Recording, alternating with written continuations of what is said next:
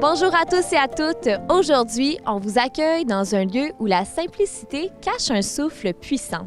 La maison de la famille Myriam, ici à Québec, une communauté qui vit l'Évangile comme une famille, avec prière, accueil et espérance au cœur de sa mission. On va écouter une histoire qui a commencé loin d'ici et qui continue à surprendre. On va découvrir ensemble comment une institution audacieuse a transformé une auberge en faillite en un foyer de prière et d'espérance.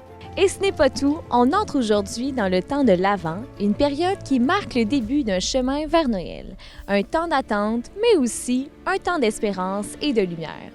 Pour l'ouvrir ensemble, on vous offre la parole profonde d'un évêque, un message qui pourrait bien changer votre manière de vivre ces prochaines semaines. Restez avec nous, il y aura des visages lumineux, des anecdotes assez étonnantes et peut-être une question qui vous fera voir la vie autrement.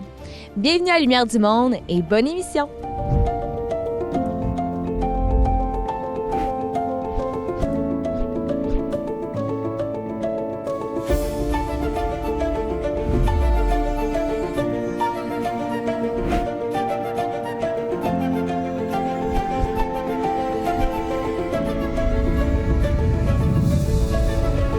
Alors maintenant, on est à l'intérieur de la maison. On va aller rencontrer les petites sœurs qui vivent ici.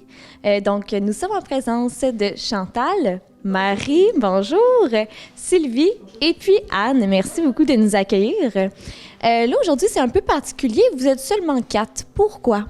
Bien, parce que nous avons une petite sœur et un petit frère qui est en mission, qui sont partis à Lac-au-Saumon. Nous avons une maison là-bas qui s'appelle Myriam de la Vallée et il y a une fin de semaine d'adolescents. Alors, ils sont partis avec d'autres jeunes pour cette belle fin de semaine. Ah, super! Mais on sent quand même la chaleur de cette maison. Dites-moi, qu'est-ce qui fait que cette maison est si importante pour vous? Bien, d'abord, c'est la première qui a été fondée après notre maison mère dès juillet 1979. Et je dirais que ce qui fait aussi le charme de cette maison, c'est que c'est une maison à Québec. Alors, tous les petits frères et les petites sœurs qui s'en vont vers Montréal, vers d'autres régions, pour l'aéroport, parce que nous avons des missions à l'extérieur, des fois pour rencontrer le médecin. En tout cas, on a beaucoup de visites. Et aussi, on a un bassin de population aussi qui vient se ressourcer dans notre maison de prière et d'accueil. Super, ça sent beaucoup l'accueil. Merci beaucoup de nous avoir accueillis. Et ce que vous allez voir maintenant, c'est l'histoire qui a tout déclenché. Imaginons une auberge en faillite perdue sur la Côte-Nord et une femme qui ose tout quitter pour répondre à un appel inattendu. Ce n'est pas une histoire ordinaire, c'est celle d'une communauté qui vit la providence au quotidien et qui transforme tout en oasis d'espérance. On vous amène là où tout a commencé. Tu commences-tu? Oui, c'est toi. La question. Est-ce qu'on vous donne une place pour souper?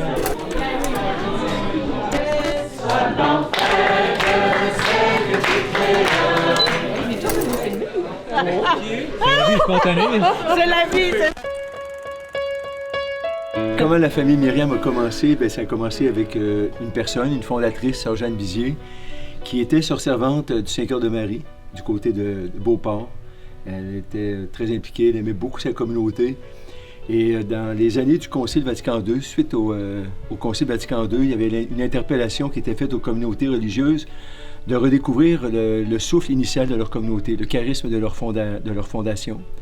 Alors, Sœur Jeanne portait un grand désir d'un renouveau de sa communauté. Elle a découvert progressivement, petit à petit, en recherchant, dans la prière aussi, que ce qu'elle portait, c'était non seulement le renouveau de sa communauté, mais c'était peut-être plus large que ça, le renouveau de la vie du baptême, de la vie, la consécration baptismale. Donc, elle a découvert ce qu'on appelle, c'est l'amener progressivement à réaliser qu'elle avait quitté sa communauté pour la fondation de la famille Myriam.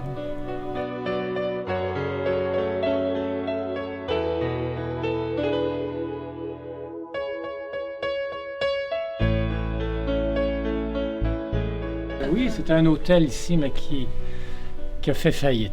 Alors, un homme d'affaires a racheté la faillite de l'auberge du Roc et cet homme-là est allé à une retraite d'homme d'affaires à Granby à l'époque, dans les années 70. Il y avait des retraites beaucoup à Granby, entre autres des retraites d'hommes d'affaires. Et à la fin de la retraite, il y a un des hommes d'affaires qui se lève et qui dit « C'est merveilleux ce qu'on vient de vivre ici, mais qu'est-ce que ça va changer dans notre vie? Qu'est-ce qu'on pourrait faire pour concrétiser ce qu'on vient de vivre? » Puis là, il y en a un qui dit « Moi, je suis propriétaire d'un poste de télévision, radio, je vais donner 1 heure par semaine pour une émission religieuse. » Un autre qui avait un magasin de meubles, je vais faire telle chose. Puis un certain monsieur se lève et dit « Moi, je donne l'Auberge du Roc à Bécomo pour une communauté nouvelle. » Et il y avait aussi un avocat qui était présent, qui est venu voir Sœur Jeanne tout de suite après et qui lui a dit « Sœur Jeanne, as-tu entendu ça? L'Auberge du Roc, c'est pour toi, ça. » Sœur Jeanne a dit « J'ai pas l'intention de fonder de communauté. » Mais il a tellement insisté, cet avocat, que finalement, Sœur Jeanne elle a accepté de venir visiter l'Auberge du Roc. Et quand elle est arrivée ici, là, je peux laisser quelqu'un d'autre continuer. Ce qu'elle a vu, qu'est-ce qu'elle a vu?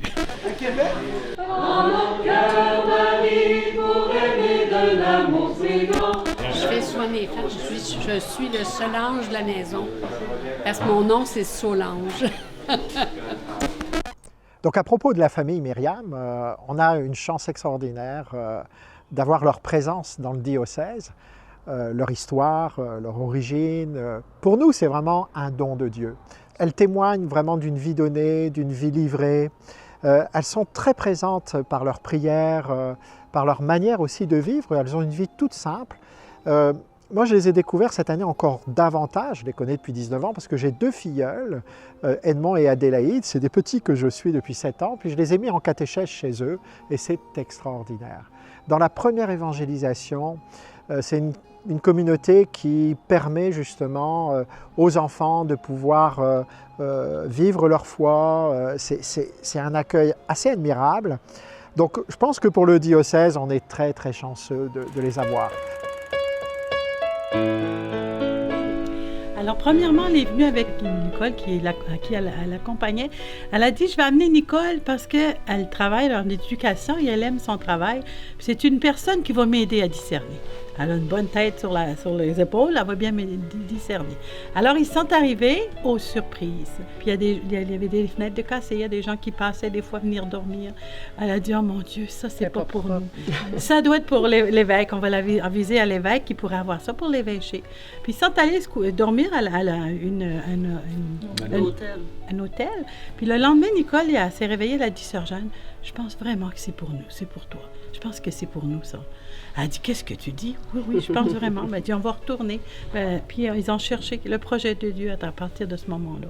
Bien, ils sont retournés à la maison, mais ce qui a vraiment été déterminant pour Sœur Jeanne après ça, c'est que l'évêque de Bécomo, 4 jours ou 5 jours après la visite, lui a téléphoné et il ne connaissait pas Sœur Jeanne.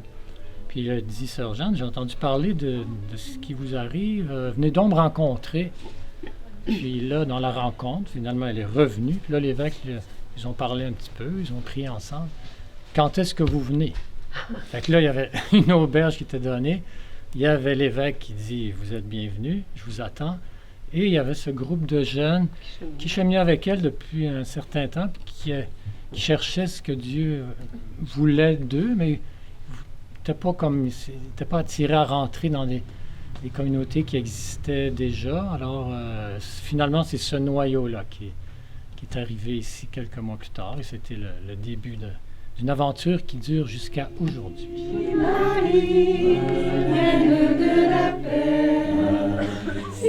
Bien, ici, on est à l'accueil. C'était l'accueil de l'Auberge du Roc et maintenant l'accueil de notre communauté, la famille Myriam, ici. On a de l'aide aussi pour l'accueil. Yvonnette qui nous donne le service pour le beau service de l'accueil. Merci Yvonnette d'être là, c'est précieux. Myriam, c'est un accueil inconditionnel. Il accueille tout le monde, là, pas juste ceux qui ont la foi, puis ceux qui ne l'ont pas. Il accueille tout le monde sans différence. Puis il nous accueille toujours dans la joie. Tu sais. On sent qu'on est bien ici parce qu'il nous accueille comme si... Bien, nous autres, c'est sûr, là, on fait partie de la famille depuis plusieurs années, mais même les premières fois, c'était comme s'il nous connaissait. Là. Fait que c'est un accueil qui est chaleureux puis qui fait du bien. Il y a toujours un beau sourire quand tu arrives ici, puis sais, il n'y a pas de préférence, là. Tout le monde est pareil, puis je peux dire aussi que nous autres, on vient travailler une fois par semaine, puis après ça, on a les soirées de prière, puis tout ça. Je peux dire que plus tu viens, puis plus tu te sens, tu sens ton lien d'appartenance à la famille. Tu fais partie. Ça fait que plus tu viens travailler, plus tu viens vivre avec eux autres, puis plus, c'est ça, on est plus engagés, puis c'est vraiment ça qui nous donne le goût de revenir souvent, parce qu'on est bien ici. Une petite anecdote avec la Providence, hein, parce que c'est la parole qui fait partie de la fondation de la famille, de vivre l'expérience de la Providence, que Dieu est un Père agissant. Puis, au début, on avait raconté ici quand on est arrivé, au tout début, comment c'était... il y avait beaucoup de saleté, tout ça. C'était un peu comme un dépotoir. Alors, il y a une petite sœur, celle qui était la première avec sœur Jeanne, qui est arrivée. Puis, elle faisait du ménage dans la maison.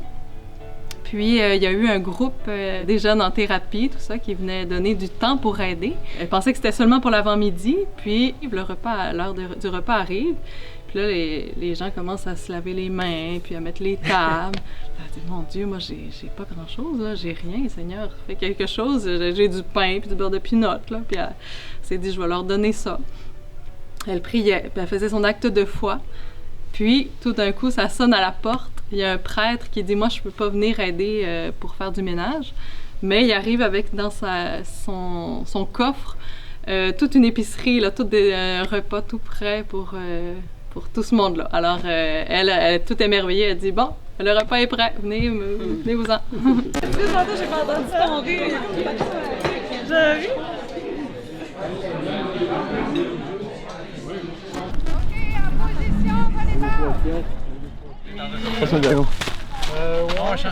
Et qu'on est drôle, on aime mieux nos vieux ballons. Non, mais il est plus doux. Ah oui, il est vieux. Oh, oui. Il est vieux longtemps. Il ressemble à un gros virus. Ouais, c'est ça. Vous allez avoir des dons de ballons. Hein. En arrière! Alors, notre costume, l'originalité de notre costume, il est très simple, ça faut le dire. Mais c'est venu simplement aussi parce que notre fondatrice allait pour un pèlerinage en Terre Sainte.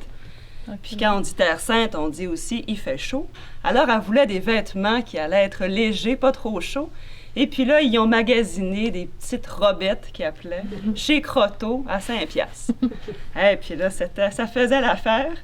Puis les autres dans la famille ont dit « Hey, mais ça, c'est pratique, hein? » Alors les autres voulaient avoir des petites robettes de chez Croteau qui n'étaient pas chères. Ça a commencé simplement comme ça, mais le bon Dieu se sert des événements simples pour faire son œuvre aussi.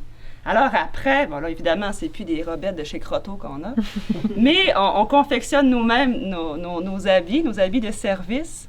Mais on a gardé le bleu qui est Marielle à cause de la famille Myriam, la simplicité aussi. Puis aussi, c'est simple, c'est dépouillé, puis c'est pas attirant, alors c'est tant mieux pour des consacrés. Mais c'est commencé comme ça. C'est bon pour, oui, une communauté mixte, justement. Alors la Providence a pourvu en partant avec chez Croteau.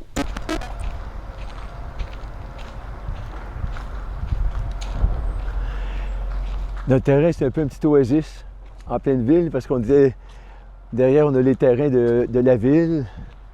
Ici à côté, c'était l'ancienne usine de pâte et papier. J'aime bien voir la Sainte Famille. Cette famille occupe une place importante pour notre famille spirituelle.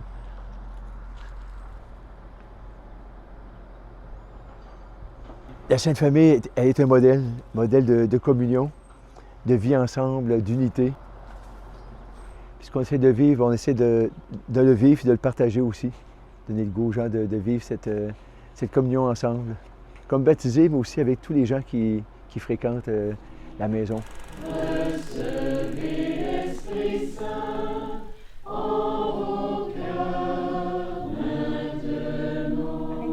Notre particularité, c'est que ce que nous sommes, c'est aussi notre mission.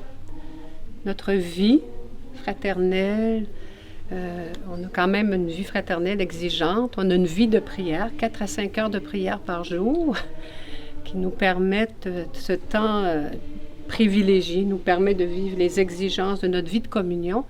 Et ce que nous sommes ensemble, c'est ce que nous donnons à l'Église, c'est d'être une famille. Et je pense que ça, on rejoint le cœur de Myriam. Dieu, c'est mon Père, alors nous sommes des frères. L'Église, c'est notre famille. Et toutes les personnes qui viennent dans nos foyers, peu importe où ils sont, où nous sommes, ce que nous sommes, ils se retrouvent aussi parce qu'on est une famille. Hein? Alors, c'est guérissant, c'est plein d'espérance. Bon, ici, c'est une remise pour le jardinage, Saint-François d'Assise. Ici, on appelle ça un foyer. C'était d'anciens motels qui ont été rénovés pour l'accueil des gens qui viennent pour des séjours. On accueille des familles, surtout dans le temps de la relâche, pendant l'hiver, pendant l'été, pendant le temps des vacances. Autrement, c'est des gens qui viennent de peu partout. On offre différentes semaines de ressourcement tout au long de l'année, avec différents thèmes. Puis les gens peuvent venir s'inscrire pour une de ces semaines-là, comme un temps de retraite, de ressourcement personnel avec la famille.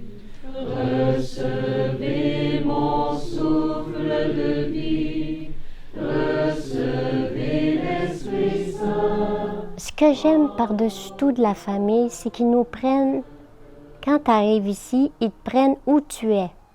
Donc, ils n'essaient pas de te bourrer le crâne ou quoi que ce soit. Ils t'accueillent comme tu es, plein de miséricorde. La première fois que je suis venue ici, ce qui m'a assommée, vous allez peut-être trouver ça drôle, c'est que l'infinité de merci que j'ai eu dans une journée. Ils remercient pour un service rendu. Ça fait que le merci qu'ils te disent toute la journée, ça te relève. Fait que pour moi, la famille Myriam, ils vivent comme Jésus a vécu sur terre.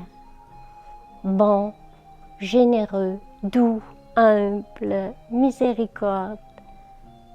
Ils nous relèvent, puis à notre tour, quand on sort d'ici, on a le goût d'être comme eux autres. Quand on est en face d'un ami ou d'une personne qu'on ne connaît pas, on a le goût, nous aussi, qu'il soit heureux. Fait qu'on l'écoute, on l'accueille comme il est. Si on peut aider, on va aider. Pour moi, la famille, c'est ça. Puis c'est l'espérance que peu importe ce qui arrive, tu n'es pas seul.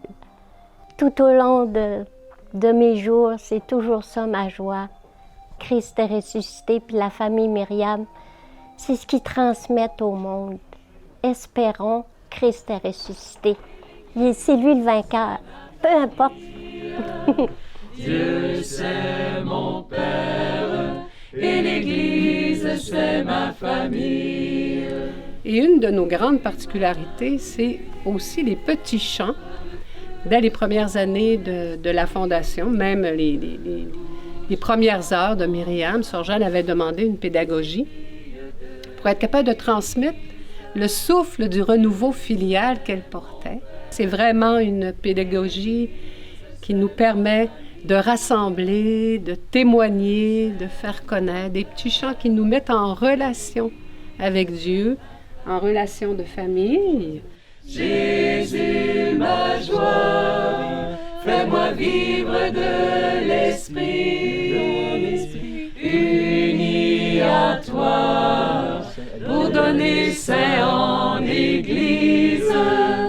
Dieu, c'est mon Père, et l'Église, c'est ma famille. Dieu, c'est mon Père, et l'Église, c'est ma famille. Dieu, c'est mon Père, Dieu, c'est mon Père. Quelle histoire inspirante! Et ce qui est beau, c'est que cette aventure ne s'arrête pas seulement à Baie-Comeau, mais elle continue ici à Québec, dans cette maison où on se trouve. Allons retrouver les sœurs à la chapelle qui sont en train de chanter pour leur poser quelques petites questions. Bonjour mes sœurs! C'est très beau, votre chanson! Je vais vous déranger pour vous poser quelques petites questions. Sylvie, Comment vous faites ici dans la maison pour continuer la belle mission de votre famille? Bien, d'abord, c'est lui qui poursuit la mission avec nous, hein, si je peux dire. C'est sûr que nos heures de prière sont prioritaires dans notre vie. On a une demi-temps à la prière, demi-temps au travail. Mais la mission se poursuit à la même couleur que celle de Bécomo par l'accueil des personnes, par les groupes de jeunes, par les soirées de prière, dans le même élan que la famille de Bécomo et dans un climat de famille, de confiance qui nourrit la communion ensemble. Merci beaucoup, Sœur Sylvie. Je vais aller voir maintenant Sœur Chantal. J'ai une autre question pour vous. Comment on fait ici pour prendre contact avec la famille? Ah bien, c'est facile. D'abord, il y a toujours le téléphone où on peut avoir un contact vivant avec quelqu'un, mais il y a aussi notre site web où on peut avoir des informations, le courriel, bien sûr.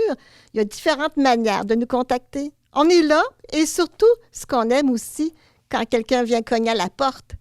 Là, c'est vraiment un contact en présentiel, comme on dirait. Comme nous l'avons évoqué en début d'émission, nous entrons maintenant dans le temps de l'Avent. C'est pas simplement attendre Noël, comme on attend un événement au calendrier, mais un temps pour réveiller notre désir de Dieu, pour remettre de l'eau dans nos vies et pour ouvrir nos cœurs à la lumière qui s'en vient.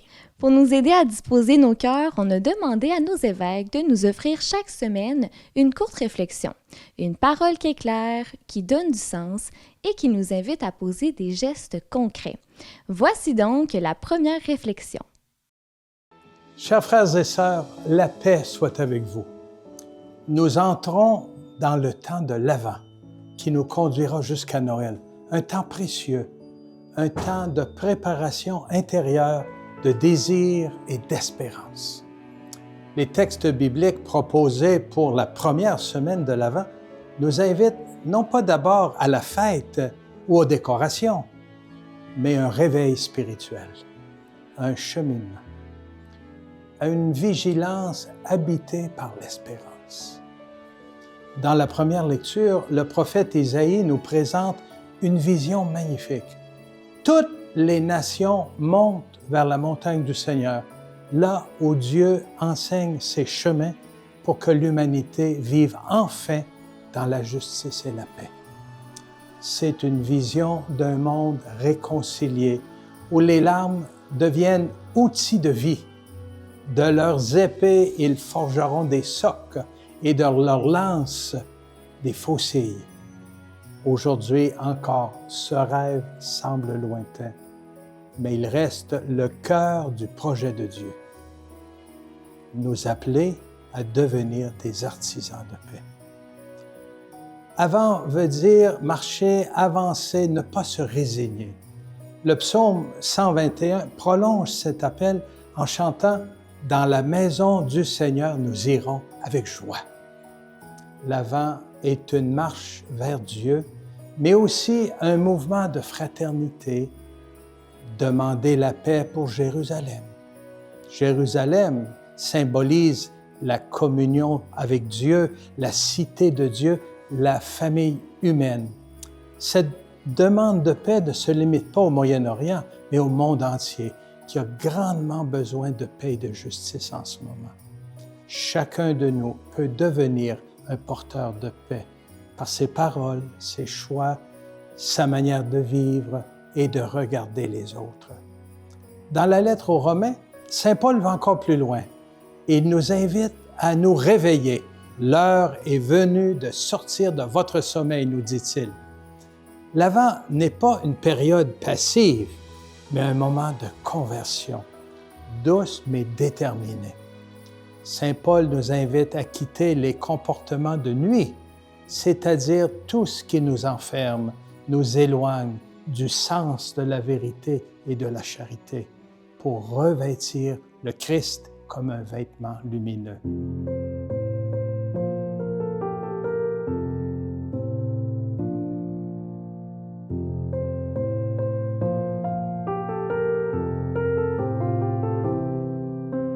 Dans l'Évangile, Jésus nous rappelle que le Fils de l'homme vient, mais sans donner le calendrier précis. Ce n'est pas une menace, mais une invitation à la vigilance intérieure. Vivre pleinement chaque jour, avec foi, avec amour, cohérence, comme si Dieu pouvait venir frapper à ma porte aujourd'hui, à la porte de notre cœur. La vigilance chrétienne n'est pas anxieuse, elle est joyeuse et active, semblable à quelqu'un qui se prépare à accueillir un grand ami chez lui. Alors, frères et sœurs, en ce début de l'Avent, je voudrais vous laisser 3 pistes simples. La première, regardez plus loin, élargir notre horizon. Priez pour la paix.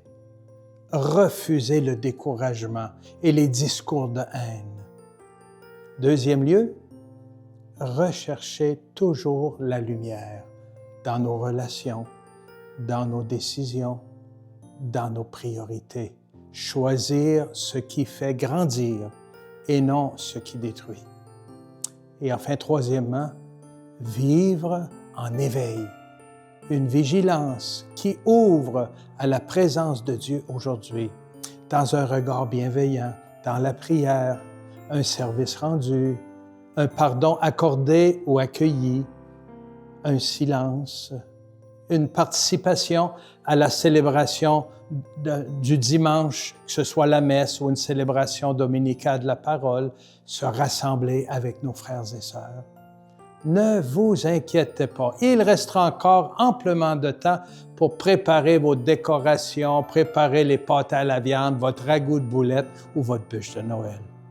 Que ce temps de l'Avent soit pour vous un chemin d'espérance, un temps de paix intérieure et une préparation joyeuse à accueillir celui qui vient, Jésus, le Prince de la paix. Bon temps de l'Avent. Belle route vers Noël et que le Seigneur vous bénisse et fasse grandir en vous sa lumière.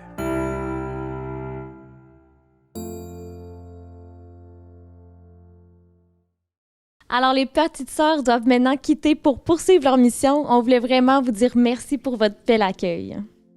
Et à vous qui nous regardez, l'Avent commence cette semaine. l'Évangile nous dit « Veillez donc, puisque vous ne savez pas quel jour votre Seigneur viendra. » Alors cette semaine, prenez un moment pour prier, pour relire la parole ou pour faire un acte de bonté envers quelqu'un. C'est ainsi que nous préparons notre cœur à la lumière qui s'en vient. On se retrouve la semaine prochaine pour continuer ce chemin vers Noël. Bonne route à vous et à la prochaine!